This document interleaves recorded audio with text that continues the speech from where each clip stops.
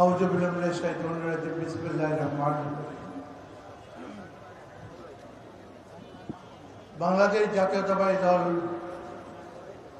ঢাকা মহানগরী দক্ষিণে আয়োজিত যাত্রাবাড়ি থানার আজকের এই অনুষ্ঠানের সভাপতি ঢাকা মহানগরী দক্ষিণের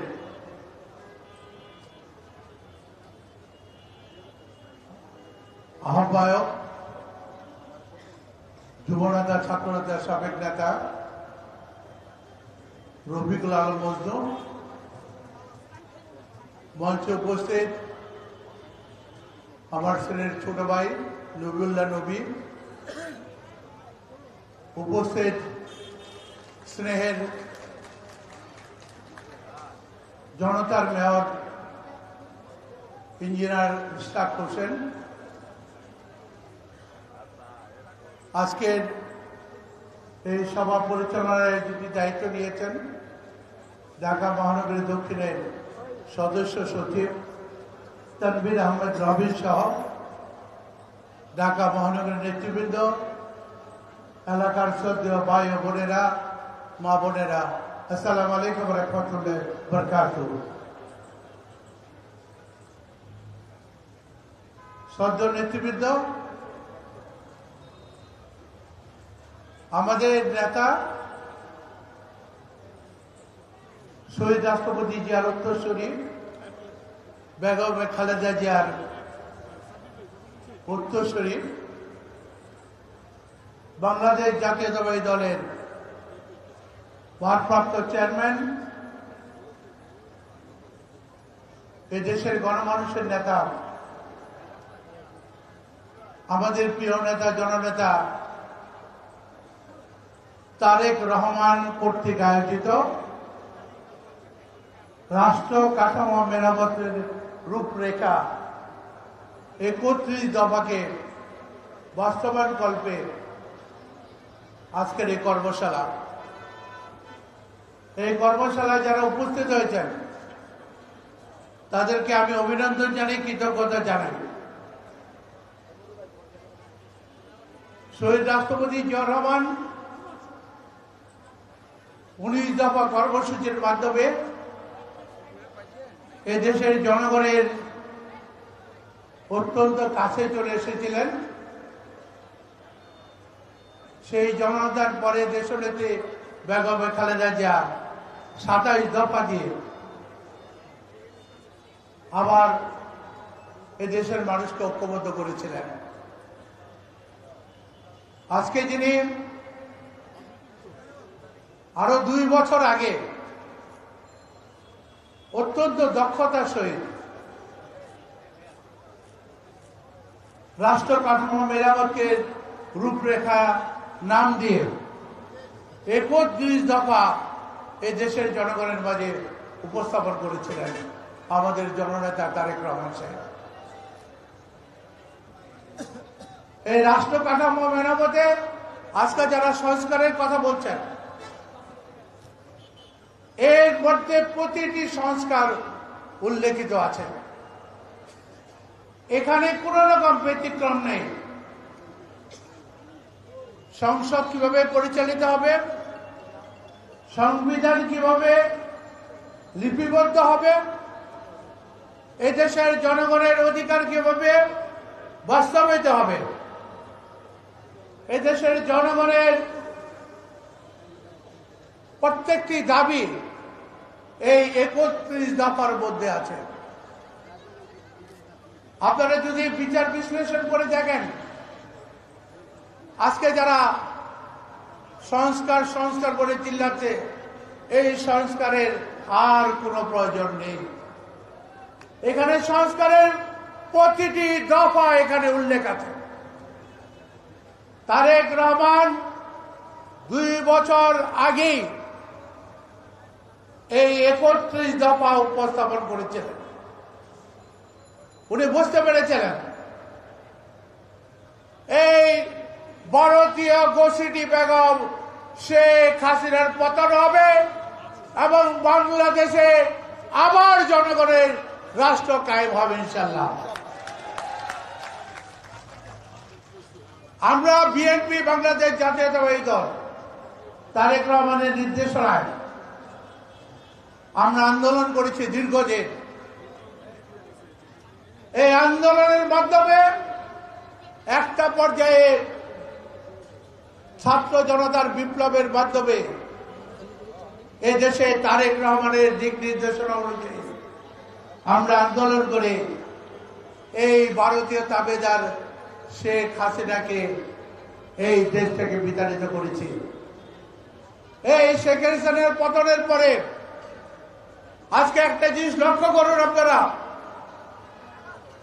আজকে এই শেখ হাসিনা বা তার সরকারের প্রধান যারা দায়িত্বে ছিলেন তারা বলেছিল আওয়ামী লীগের লক্ষ লক্ষ লোক মারা যাবে। একটি লোক কিন্তু মরে নেই, বলেছে কোথাও একটি লোক মারেনি। আমাদের বিএনপি নেতা কর্মীরা তারেক রহমানের নির্দেশনায় এই দেশকে এমন ভাবে সুসংগঠিত করেছিল যে এমন কিছু ঘটনা এই দেশে আর ঘটে নেই।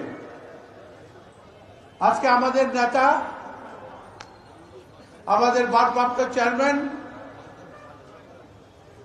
এই দেশের রাষ্ট্রনায়ক, আগামী দিনের রাষ্ট্রনায়ক, যিনি দেশে ফিরে এসে ইনশাল্লাহ আগামী দিনে এই রাষ্ট্র কাঠামোকে মেরামত করে ইনশাল্লাহ একটি পূর্ণাঙ্গ রূপরেখা উনি উপস্থাপন করবেন।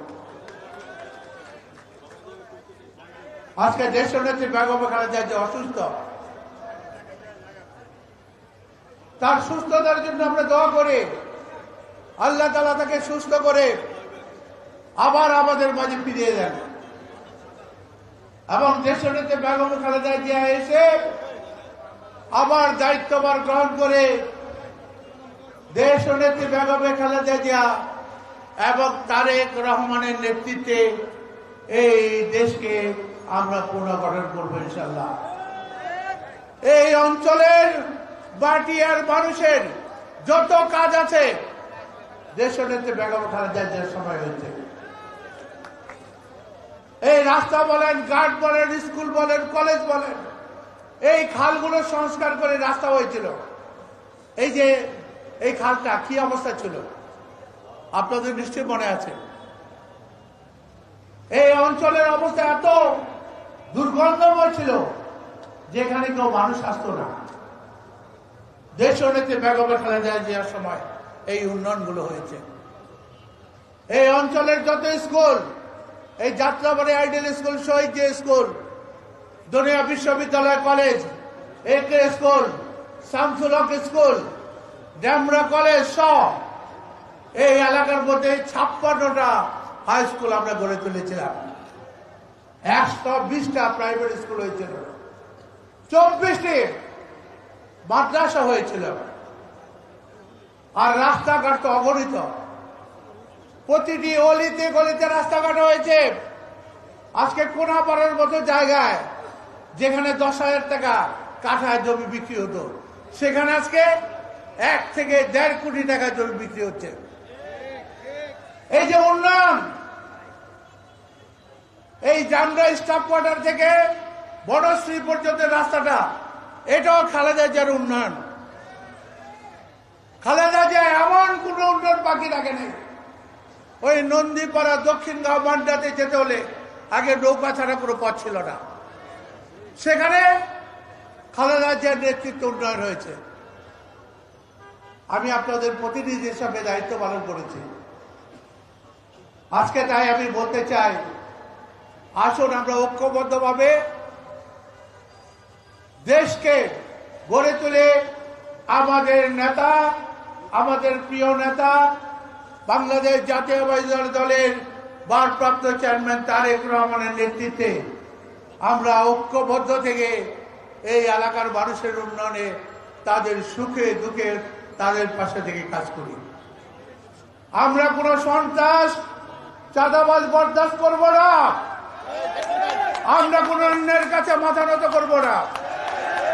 আমরা দেশের উন্নয়নের স্বার্থে জাতির স্বার্থে কাজ করব। আমাদের নেতা স্পষ্টভাবে ঘোষণা দিয়েছেন, কোন সন্ত্রাসী, চাঁদাবাজ, যারা জায়গা অবমুক্ত করে, জায়গা দখল করে আজকে বিভিন্নভাবে প্রজেক্ট করছেন, তাদের কোনো ক্ষমা নেই। অন্যায় হয়েছে, এই অন্যায়ের প্রতিরোধ আমাদের গড়ে তুলতে হবে। তাই আমি আপনাদের সকলের কাছে বিনীত অনুরোধ জানাবো, আপনারা সকলে দেশনেত্রী বেগম খালেদা জিয়ার জন্য দোয়া করবেন। উনি যাতে খুব শীঘ্রই সুস্থ হয়ে আমাদের নেতা, আমাদের ভারপ্রাপ্ত চেয়ারম্যান তারেক রহমানকে নিয়ে দেশে ফিরে এসে এই রাষ্ট্রকে মেরামত করে সুন্দর একটি দেশ আমাদের মাঝে উপহার দেন। এই প্রত্যাশা রেখে আপনাদের সকলের মঙ্গল কামনা করে, সুস্থ জীবন, সুন্দর জীবন কামনা করে আমি আমার বক্তব্য এখানে শেষ করছি। আল্লাহ হাফেজ। বাংলাদেশ জিন্দাবাদ, বাংলাদেশ জাতীয়তাবাদী দল জিন্দাবাদ। শহীদ অমর বেগম খালেদা জিয়া জিন্দাবাদ। তারুণ্যের অহংকার আমাদের রাষ্ট্রনায়ক তারেক রহমান জিন্দাবাদ। এই